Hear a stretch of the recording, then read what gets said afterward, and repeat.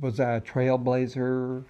Did that, you know, does that mean anything for me?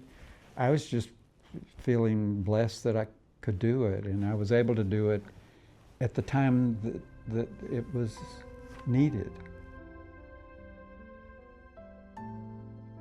Yeah, I'm Jamie Maury, James Ludlow Maury, baptized, um, born March 1944. I'm a World War II baby, and I was born in the Jefferson Army Hospital in St. Louis, Missouri. Um, and my father was deployed in France, and I was almost 2 years old before I met him and saw him. And shortly after he came to St. Louis, we moved to Fairhope, Alabama. Fairhope is on Mobile Bay at the southern end of Alabama, because my mother and he had gone there sometime before and really thought it was a perfect place to raise a family, quiet, and there were relatives nearby. Some of my Ludlow cousins were there. And we moved, and then shortly after we moved there, my grandparents from St. Louis moved to Fairhope, and then suddenly we had all the all of that there, and they built a nice post-World War II house on the bluff overlooking Mobile Bay. And my mother would love to tell the story that I would go through the house at 6 o'clock in the morning and say, get up, the sun is up. I need to go to the beach. And that was the kind of environment I grew up in. Very quiet, comfortable place across the bay from Mobile. I went to a Roman Catholic grammar school because my parents thought that would be better for me, and most of my friends were Catholic, and so they were all going into the first grade. And my father, though, had an upset probably 6 months into my first year there when I came home from school one day and announced that I was going to be a priest when I grew up. He's a very Huguenot centered fellow. He's Scott Presbyterian. My grandfather, his father was Episcopalian, and the Maurys have been Episcopalians since our great-great-grandfather came as a Huguenot from France through Dublin to Charlottesville, Virginia. And then he was a Huguenot minister, but then became a ordained Church of England priest. This was before the U.S. was a country, and came there and started a church with a school, and Thomas Jefferson and James Madison and others were some of his pupils. In fact, Thomas Jefferson lived with my great-grandparents when his father died for 2 years, because his son and Thomas Jefferson were real close. And anyway, I've had that history. Although my grandmother, my father's mother, was very Scott Presbyterian. But when I was confirmed in the Episcopal Church at age 13, she came and hugged the bishop as a symbol of her approval. I was always drawn. I went back and forth between the Presbyterian Church and the Methodist Church and the Episcopal Church. I would go with my grandfather to the 7:30 Holy Communion service. Alabama was very low church, and all the priests were called Mr. I think there was one high church, and that was St. Andrew's in Birmingham. Growing up gay in this small town could have been a horror show, given the time and the circumstances. But I was just lucky. My friends some of whom were gay, and some of them weren't. My best friend was the quarterback for the football team, and he told me when I was thinking about going out for the football team, we were all in the French class, and so my name was Jacques, and he says, Jacques, he said, if anybody gives you any crap, you just let me know. But it never happened. I never had any kind of difficulty. But I struggled with being gay, having the Roman Catholic experience, and just from what I picked up in my readings of the Bible, I had internalized this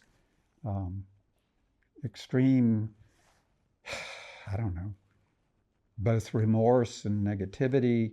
I remember going to St. James and praying, kneeling in front of the altar at probably age 16 or so. And I said, God, please make me straight. And the answer I got back was no, you are what you are. But it didn't pass my understanding at that moment. So went off to the University of Alabama, became involved at Canterbury, which was the student church there, and was active in various clubs, and I was organist for this new mission, St. Matthias, and which gave me this nice connection to the community. I went off to a discernment weekend for those interested in ordination, and when I told my priest counselor that I was gay, he said, well, just don't tell anybody, and you'll go through it. And it was like, no, I can't do that. So I went on. I was teaching high school in Atlanta for a year, decided to go back to graduate school, got a draft notice, thinking because I was already accepted into a graduate program, I had a deferment, but you had to be actually in class, not accepted in school. So I was drafted in the Army, and I wound up spending 20 years in the Army, and only had one scare. I guess it's worth noting. In fact, it happened right here in Savannah, that I was stationed at that time as chief of social work at Eisenhower Army Medical Center in Augusta, but a team of us provided consultation to the Fort Stewart Child and Adolescent Program, and we were down here doing consultations. And I got a call from my chief of staff back at Eisenhower that when I got back to Fort Gordon, to come early that morning before morning report, because the old man needed to see me. And I said, what's wrong? He said, oh, nothing's wrong, Jamie, nothing's wrong. Just come in about 20 minutes or so early. And I was chief of the department, and I had, I don't know, 4 or 5 officers, 3 or 4 civilians, and about 6 or 7 enlisted. And so I went in, and they said, we have this letter, and we're going to give it to you. And all we need to know is, did you write it? Did you write it? So they gave me this letter, and it said, Dear General Lanou, I, James Ledlow Maury, am a homosexual. I'm living in a homosexual relationship, and therefore I am resigning my commission. So all they want to know is, did you write it? And I said, no, sir. He said, now, you've got to go over to the CID office, which is the equivalent of the FBI office in the Army, and Colonel so-and-so is going to ask you the same question. Did you write it? And they emphasized, did you write it? Because they knew I was gay. I mean, but Not that I told anybody, but they would see Dan and me around Augusta and places. And so I thought, yeah, I know the head of the CID office. He's a full infantry colonel. And I started, all this kind of talk to myself. But I went in and he said, "Did you write this?" And I said, "No, sir." And then he said, "Okay, off the record, do you know anyone who might have done this to you?" And I said, "Well, I don't know. I mean, I had a major who had a drinking problem, and I gave him the option to get treatment or to get out.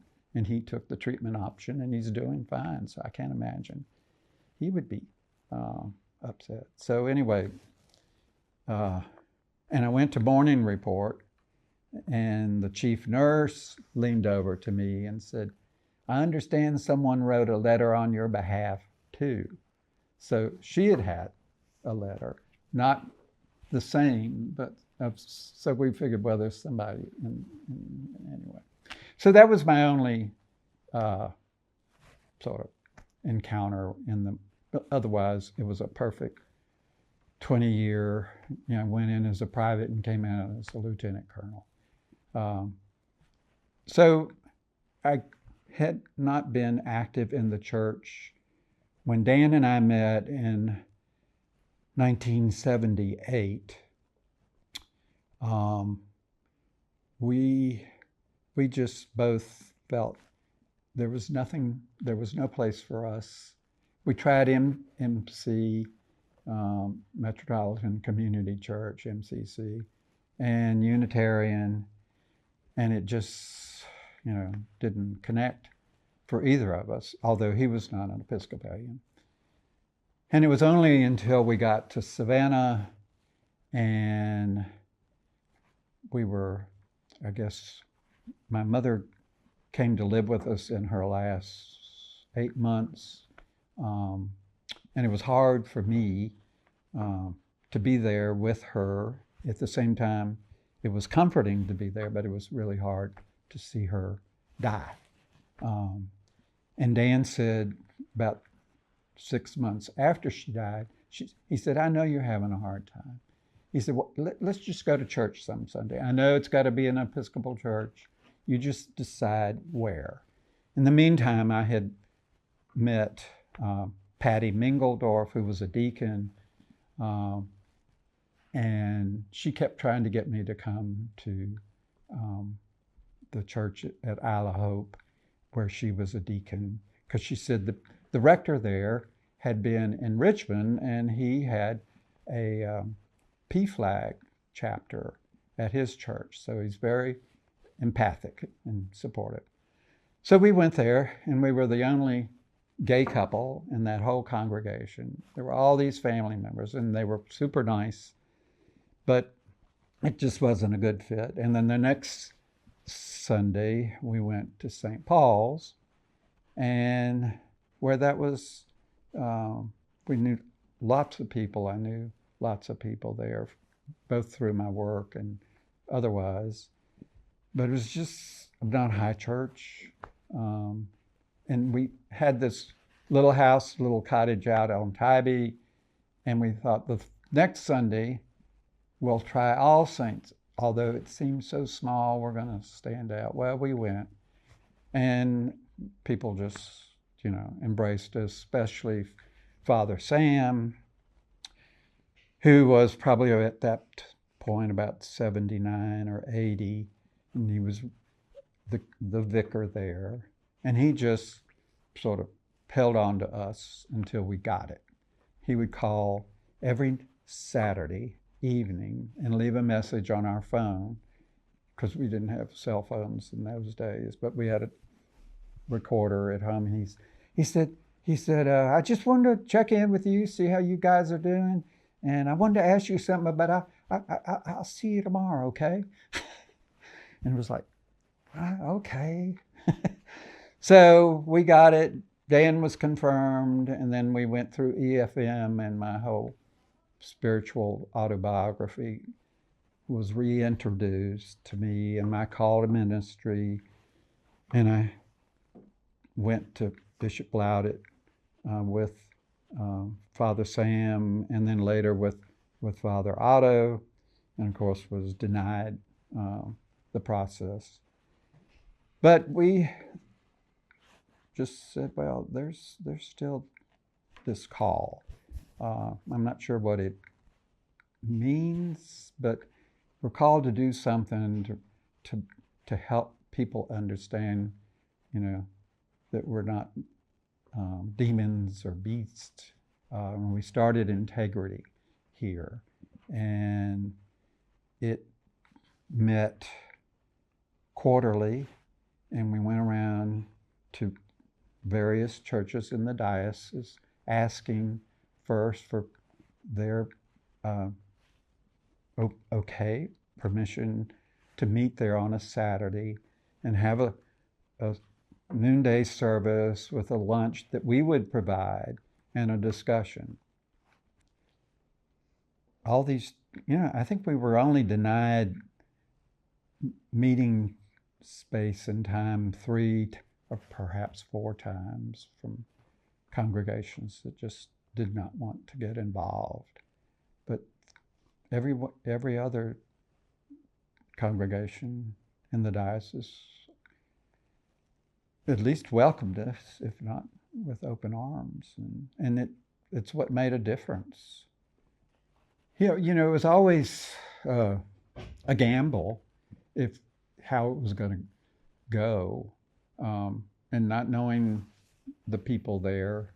There's all that stranger anxiety that's natural, but there was a core of folks from Savannah, Statesboro, is it Twin City, and Augusta, who came to every integrity meeting, and we had, I would say, a group of 12 of really dedicated members. So being part of that group, and it's like being part of a team. I mean, it was a team, and we all, and at one point there was a priest there that was with us, and it just, actually we had 2 priests who were so supportive and so loyal to the cause that I felt, I never worried about, are we going to be met with protesters or, something like that. There was one convention, the first convention, that we had a table, and a priest was quite vocal in I guess protesting our presence. But after that, it was over in front of that, and our presence at every convention with our integrity and boards and stories were just always met with affirmation. So I never had a regret or worry there. But again, it was that team, the group of support that I think provided that strength. And it was, centered with Christ in being, an open, welcoming time. I think the culmination of all the work, when the bishop called a meeting for the church just to discuss the role of homosexuality in the church and how different views were expressed, and none of which was a surprise, which was, and I guess what was comforting was the fact that we were even being heard. and being brought together with all these opposing views and people. And the fact that the paper gave it that kind of press, that we were on the front page, but one person in favor and the other person opposed to the role of gays in the church, and how over time hearts and minds changed.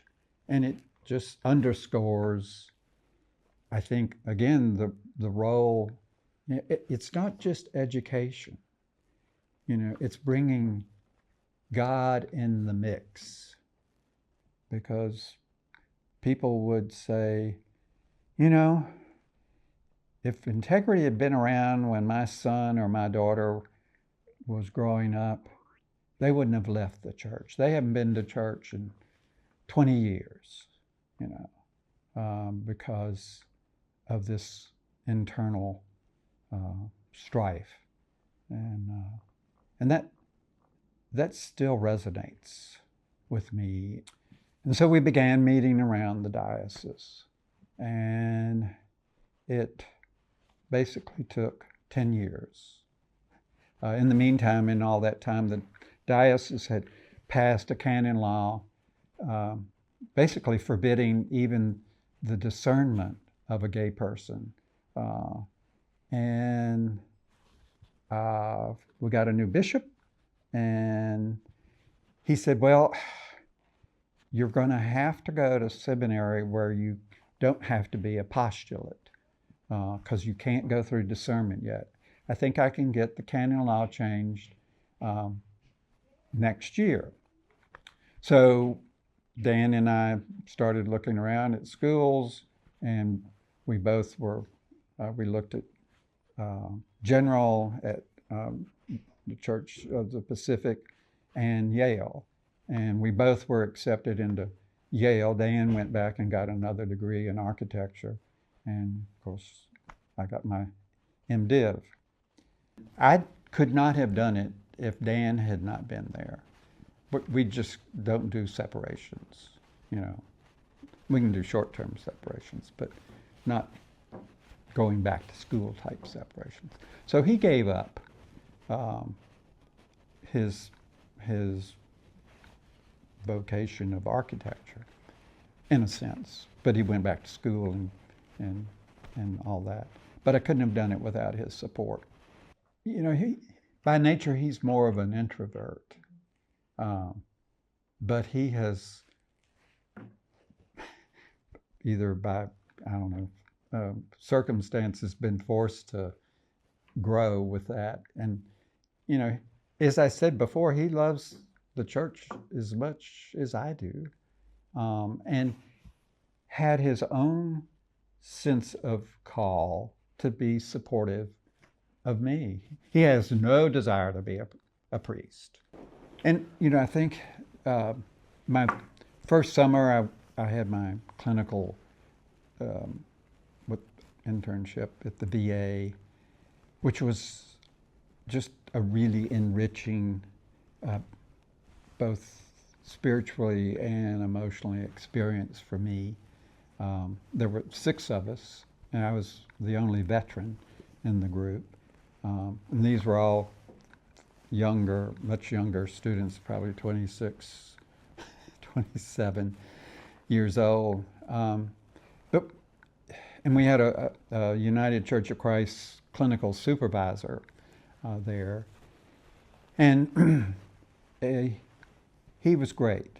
And I think having continued enrichment and experiences allowed me to get through the worry, Liz, that you addressed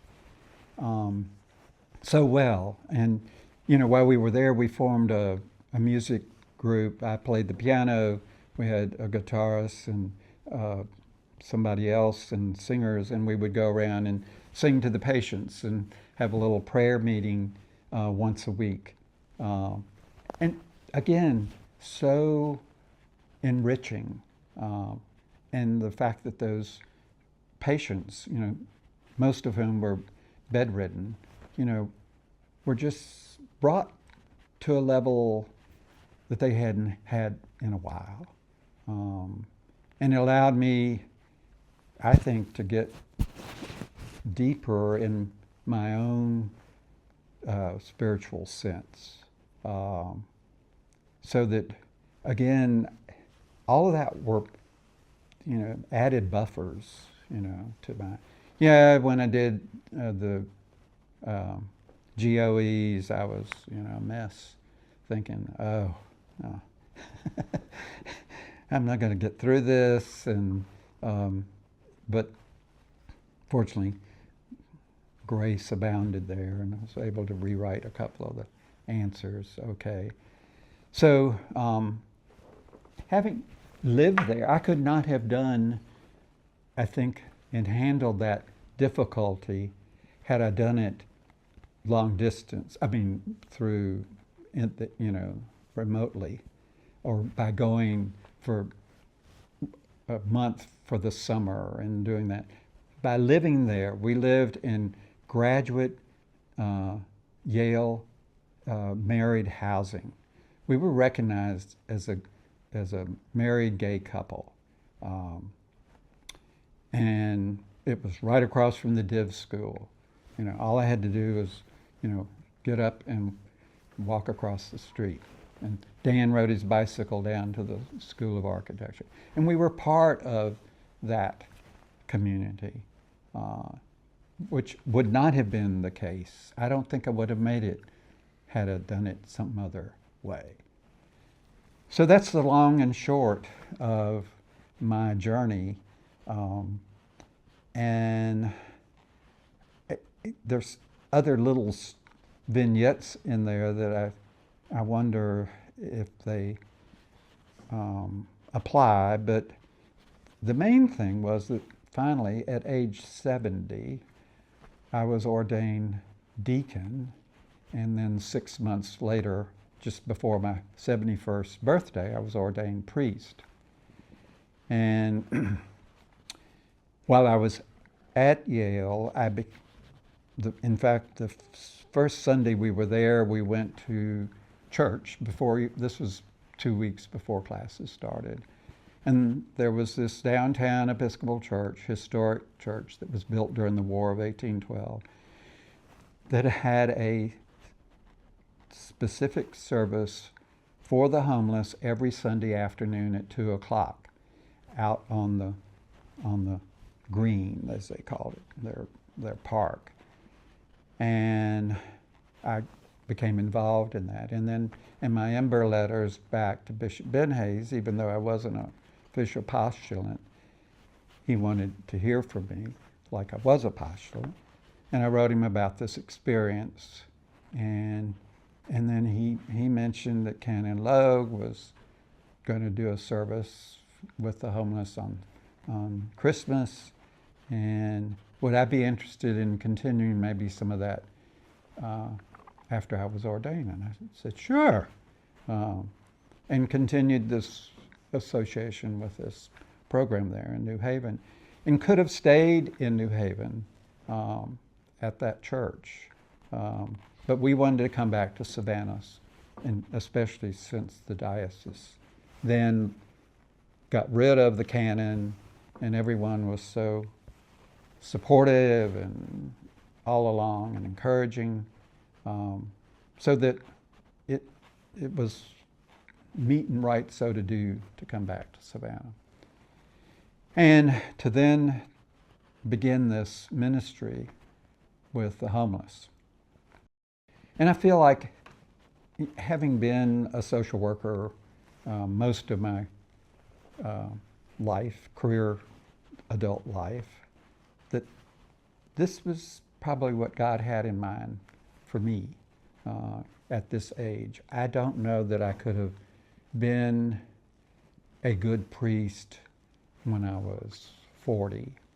Of course, and maybe at 50, because we both had issues separation problems with our families about being gay, being a couple. And even though we were able to finally come back together, you don't get over that kind of pain.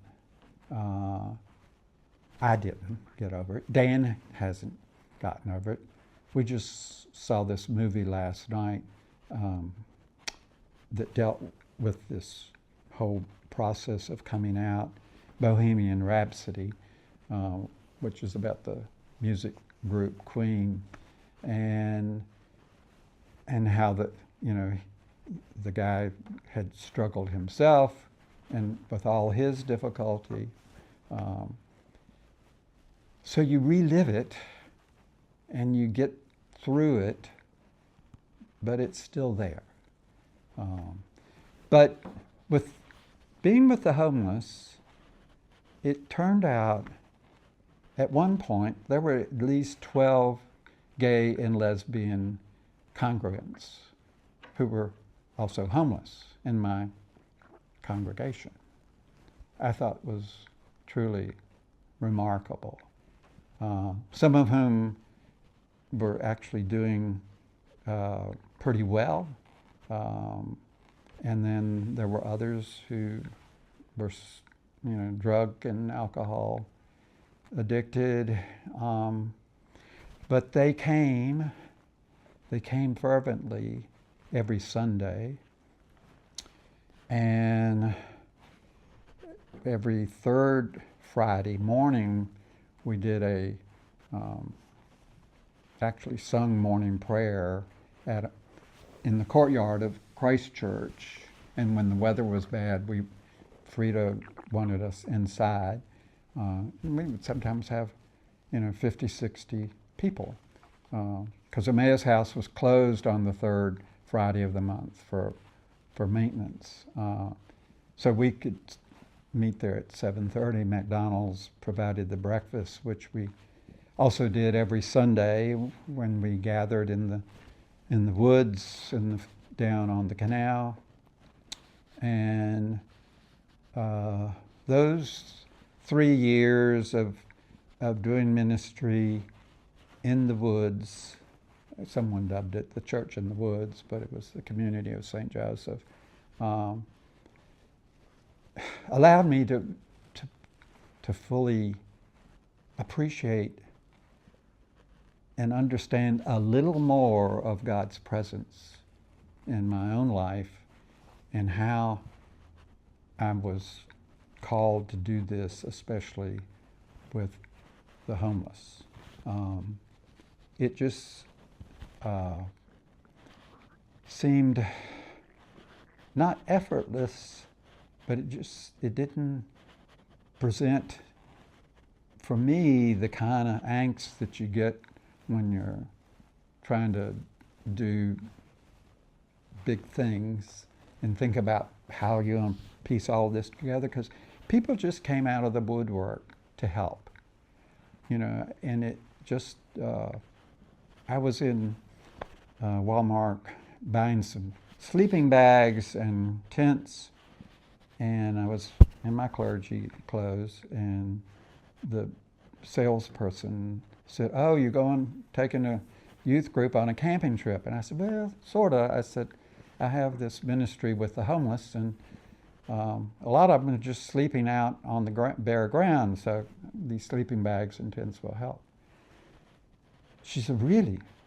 And I had probably, I don't know, maybe 6 or 7 tents and maybe a dozen sleeping bags. And she said, "Okay, you go through the checkout line, but you wait outside and I'm going to bring you something." And so I thought, "Oh, okay, maybe a box of, tissues or something." She was going. Well, she doubled the order as a gift. And she made that gift every quarter. I assume from her own pocketbook, not from Walmart. That was the kind of community outpouring. I had two women, both of whom were Roman Catholic, but heard about my ministry through someone else. They came to help. One of them was in recovery and started an AA group within that Sunday worship group. And we had this woman that appeared, a homeless woman. She was so frail, she had to use a walker. She was in her probably early 50s, so debilitated from alcohol and drugs. But she wanted to sing in the choir, and it turned out she had been a punk rock star in New Zealand and rediscovered her voice. And these two women who came every Sunday to help do whatever, took her on and nurtured her back to health. So much so that her family brought her back to New Zealand, and I hear from her regularly on Facebook. So there were stories of recovery, and oh yeah, there were stories of recovery and then relapse. And I, in that short time I presided over 12 burials in the field. And some of those were actual burials and others were just for the family or for the congregants there. 12.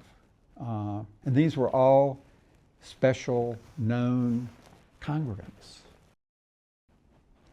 And when I left, I left with mixed feelings, but at age 76, I just was worn out. And it was someone had appeared who had an interest in doing that ministry, and it was like, great, God bless you. And I have continued to be involved in racial justice groups, and was real, I think, gratified that I could help with renaming of Calhoun Square here 2 years ago, and I was asked by the mayor to do the prayer of invocation, and those are just, I guess, experiences that keep me centered. There's still so much, I think, that needs to be done that the church can do. And I didn't think too much about, is it going to make a difference? It was like, I knew it was helping, here and now. But would it make the difference later? I probably just didn't want to think about it too much. We're now in Highlands most of the time. So it's,